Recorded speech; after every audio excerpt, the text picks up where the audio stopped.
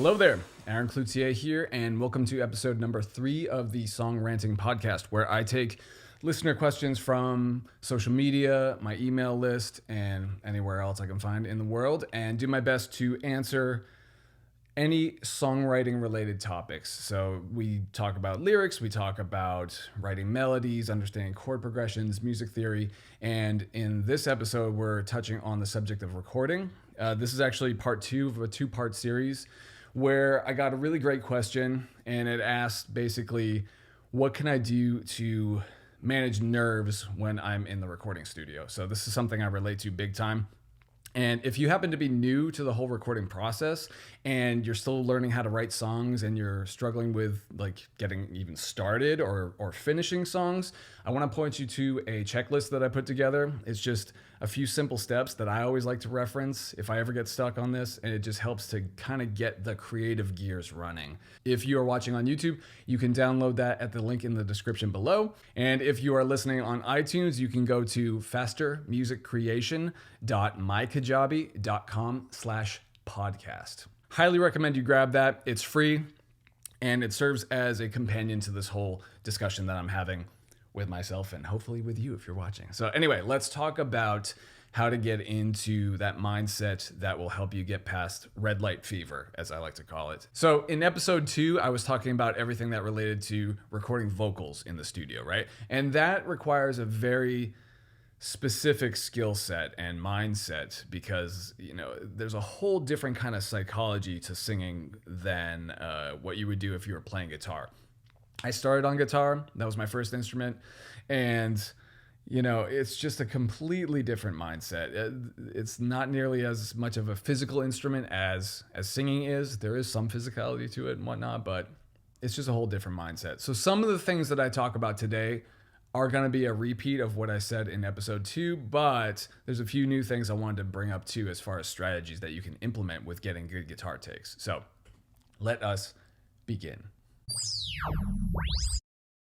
All right, so let me just start by saying that recording is, in my opinion, essential to develop as a musician, as a songwriter, as a player. Growing up, when I was, playing with bands or just jamming through a real amp, as opposed to like, a software instrument or anything like that, like I usually do these days, I would have this impression that I was like, yeah, I feel like I'm pretty tight when I'm playing through an amp, and I'm pretty tight when I'm playing with these people and whatnot. But then when I started getting into recording, I just noticed that I wasn't as tight as I thought I was. I would see, the waveform in the DAW, and I would see a visual representation of like, ooh, wow, I'm actually playing ahead of the beat, or I'm a little bit behind, or, the notes that I'm trying to hit, like with the same intensity, aren't as loud as everything else. So it really forced me to kind of, turn the mirror on myself, so to speak, and just kind of get a really clear and accurate look of where I was at. And it's, humbling and painful, but it's really, really important. And it's a great motivator to help you to improve, and a great tool to help you just kind of zero in and analyze the spots in your playing that could use some improvement. And it's definitely made me a better player over the years. I definitely obsess over being as tight as I possibly can when I'm playing things like metal and whatnot. And I'm a perfectionist by nature, so I wrestle with that as well. And I'm going to get into perfectionism in a little bit, but I want to offer a few things that you can consider when you are going to go record. So starting with the most obvious one, we're going to be talking about preparation. Okay, so prepare, right? Prepare relentlessly. This was something that I had to learn the hard way. I was a little too cocky for my own good when it came to some of the things I was trying to play. And even though this might sound like really obvious to some of you out there, I'm going to be talking about preparation from the perspective of a songwriter, okay? So what I mean by that is, if you have written something, right, that doesn't necessarily mean that you know it when you go into the studio to record. And like I said, I learned this the hard way. I remember when I was working on my second solo album, and I'd spent a lot of time writing the songs, so I had this illusion that, I knew exactly what to play. And, for a while when I was demoing and a lot of the times I'd be recording in headphones, which can be actually a great way to internalize, if it's a riff or anything like that. And because of that, I had this sense of like overconfidence about like, yeah, I know it. And as a result, I didn't practice nearly as much as I should have before I went into the studio to record. And as a result, my performances suffered, and I wound up recording a lot of parts that made me cringe after I heard things upon playback, and it just forced me to go back and re-record things the right way. And it was a very painful and frustrating experience, and it was 100% on me. It was all my fault. So however you like to prepare, that includes doing your finger exercises, right? Your John Petrucci rock discipline hand stretches, all that sort of, those are great. Your picking exercises, to doing similar things like I was talking about in episode 2 with just like stretching, yoga, anything like that, things to stay limber and loose. It helps so much. Honestly, speaking of Petrucci's rock discipline, I highly recommend checking out that DVD if you can find a DVD player. I'm sure it's online somewhere at this point, but a lot of great practical exercises, everything from just like, warming up the tissues, like, massaging your forearms, your palms, warming up the fingers, like stimulating blood flow to all of the phalanges, all that sort of stuff. And then it goes from that to, more straightforward, like just, here's picking exercise number 1, and then here's hand stretches, and then it gets really crazy. So I highly recommend looking into that if you're looking to increase your technical ability, for sure. But I digress. See, it's ranting. Aside from any of the physical aspects, it's just about, knowing the material, right? Just like a live scenario, your nervous system is going to let you know how much you've practiced the material. Like as soon as you go on the stage, right, it's going to let you know. Adrenaline's going to hit, the audience is going to be there, and it's going to be like this state of like, okay, let's see what I remember, right? It's the same thing when you go into the recording studio. And yes, you have the benefit of doing, another take if you want to, but the more takes that you do in the studio, the more you start to kind of get into this frustrated state, right? It kind of creates this negative momentum because, you're not quite getting it. It just, you start to associate recording guitars with being a drag. And, for a lot of us, it is, right? It certainly was for me starting out. Fortunately, I picked up some things along the way that are helpful, which I'm going to share in a minute, but I just really want to emphasize the importance of preparing. Even if you think you know the songs like the back of your hand, prepare anyway, right? You don't necessarily want to be on autopilot when you're in the studio, but you want to be able to just react naturally. You want to be as comfortable as possible, right? So anyway, prepare.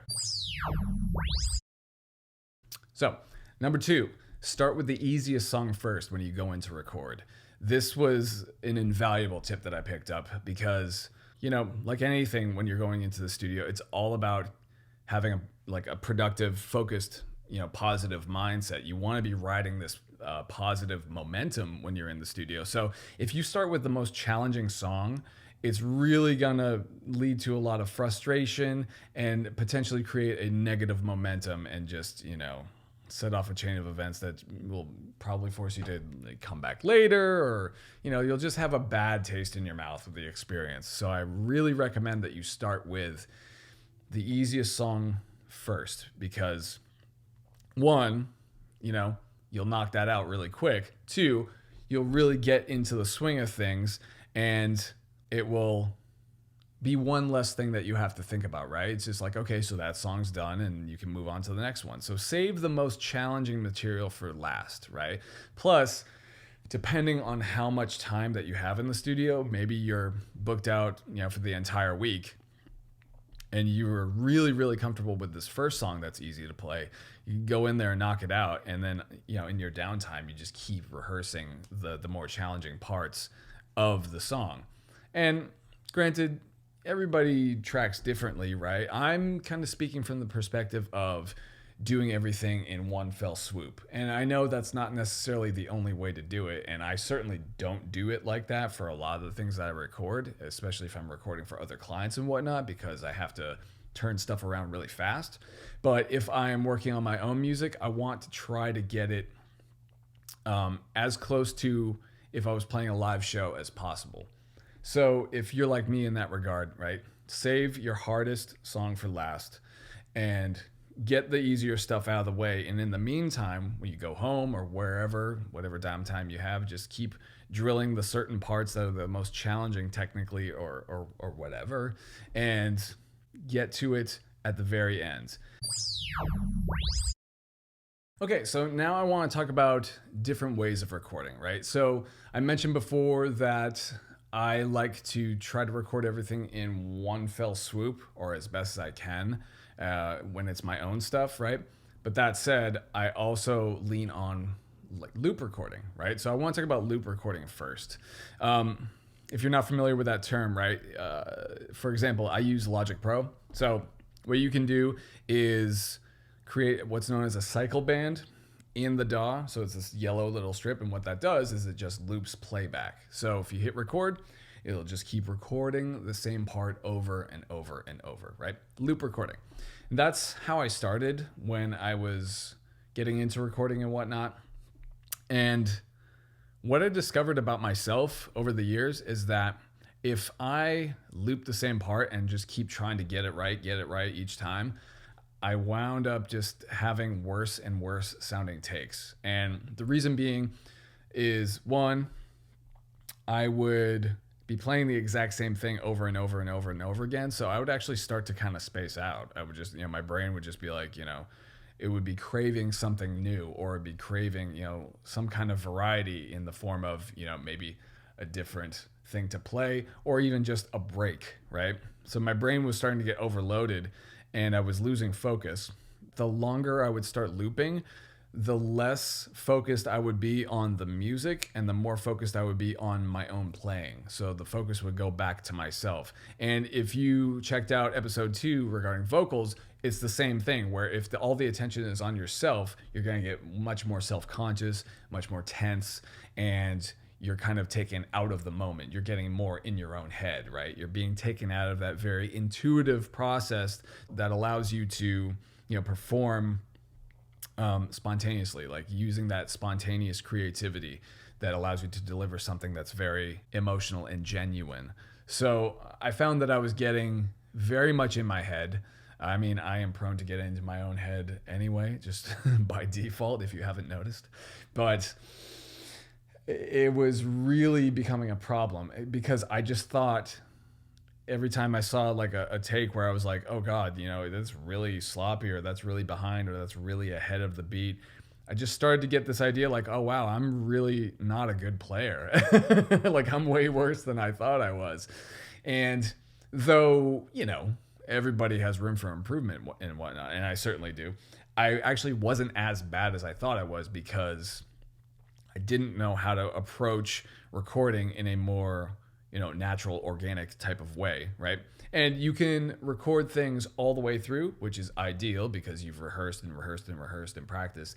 But if you are in a situation where you're working for other people, like for example, I work for a company called Songranting, and what we do is write custom songs based on the customer's personal story. So my job as an artist is to write, record, mix, and master a song within the span of 3 days, right? So it gets really intense. So that doesn't leave enough time to, rehearse a thing that you've written. So I rely heavily on, loop recording or just recording one piece at a time and putting it all together. And what I've discovered is that if you are just, looping each section, right, and just recording one piece at a time, kind of like a typewriter, there can be little gaps in the recording, right? There could be a little like break where there's like no sound, things cut out. So it sounds very, choppy and edited and just not natural sounding. So the solution for that is what I call getting a running start, right? So This involves you playing into the riff. And that's something that I can't stress enough. Play into the riff. It's just like, you know, if you're singing a song, you sing into the part that you're going to sing. Or if you're playing drums, you play into the part. Recording drums and like punching in, oh man, that's crazy. You have to be a crazy good drummer to do that, but I've seen it. It's very impressive. Anyway, I digress. So let's say that you're recording a riff at bar 2 to bar 3, right? You want to be starting at bar 1. You get the click going and you just start playing into that riff. Even if there is no riff before bars 2 and 3, right? You just kind of get a feel for the rhythm. You know, a lot of times I'll just mute the guitar and just kind of and then play into the riff, whatever it's going to be. But that momentum is so helpful in just getting into the feel of things, so you're not just like starting cold on the part that you're trying to record. So not only does it help with the feeling of it all, but if you record a little bit before and a little bit after the part, it makes for a way more seamless transition when you are going to edit everything together, because you've recorded a little bit before, and at the end, there's not going to be any gaps in the audio like I was talking about before. So it doesn't sound like it's really choppy. It sounds a lot more natural. So try that out. It's been incredibly helpful for me, and you just get a lot cleaner sounding guitar takes and more natural sounding guitar takes as well. And the last thing I want to riff on today is the topic of perfectionism, right? And this is the world that I live in, unfortunately. I'm a raging perfectionist by nature, and it's something that I try to come to grips with every time that I record anything, because it just shows up unannounced. And I don't know if you've heard this whole saying of, you know, perfect is the enemy of good, but it's true, you know? I mean, even if you look at recordings these days from a lot of contemporary pop artists, right? Everything sounds like, you know, this overly processed, you know, pristinely quantized, overly tuned vocal, you know, kind of mess. And to me, it loses its emotional impact because it's stripping away the human element of things, right? So in my journey as a songwriter and as somebody who records, I'm trying my best to learn to appreciate the flaws, right? You know, if things aren't necessarily perfect, that doesn't mean that you haven't captured a vibe, right? The vibe, the emotion, the intent that you're going for is way more important than, you know, something that is perfect technically, right? Or something that's pristine. I mean, a lot of times, for example, when I hear modern metal bands, and maybe this is just, you know, very telling of my age, but they all kind of sound the same because the production style is exactly the same. Everything is very glossy and has this sheen to it, and everything sounds really big and whatnot, and that's cool, and it works for certain bands, but when everybody is doing the exact same thing, nobody stands out. And I don't know, maybe it's because I come from an era where heavy genre was a lot more raw, and, you know, it sounded like real performances, like as if you were in the rehearsal space with them or at a live show. That's personally what I resonate with. I realize everybody's different, and maybe I'm just a grumpy old man. But my point with that is, when you're recording, you should be recording you, if that makes sense. You should be speaking with your own musical voice. There's a lot to be, you know, gleaned from, you know, other bands and other genres and other production styles for sure. But there comes a point in time where you have to like stop and say, like, wait, am I just trying to blatantly copy this person, or am I, you know, what can I extract from this and apply it to what I want to do, and like, how do I make this sound like me? And for me, what I've found is that I need to stop worrying about being so perfect. I remember going back to that second album that I was talking about earlier. I was so insanely obsessed with every chug, every hit being locked up to the grid that I spent, you know, like, it felt like days just cutting each single like transient that I would play on the guitar and just line it up perfectly to the grid. And as a result, listening to the mix afterwards, it just sounded awful. And, there were phase issues and everything. Like, there was no separation between the guitar tracks anymore because there weren't these little imperfections that give this real human organic feel. And again, that differentiate each other in the mix, even if it's the same guitar tone. So I think those are some important things to keep in mind, right? Like, we're not robots. We're not meant to sound like robots. And it's okay for it to not be perfectly, lined up to the grid. And if you really struggle with that, just like practice to your metronome and work on getting as tight as you can so that when you go to record, you naturally, lock to the click, right? But yeah, so there's my little rant part of the podcast. I'm keeping true to the name on this one, but I hope that all makes sense. I hope that's helpful to you. I hope you've picked up some helpful insights into recording guitars. Like before in the last episode, it's all about mindset. It's all about getting a positive momentum going, and just getting as much practice at home too plays a huge part in getting better for the studio, right? So if you don't have a computer with a DAW on it, get both. Just get GarageBand and just learn how to record. Get used to hearing yourself in the headphones.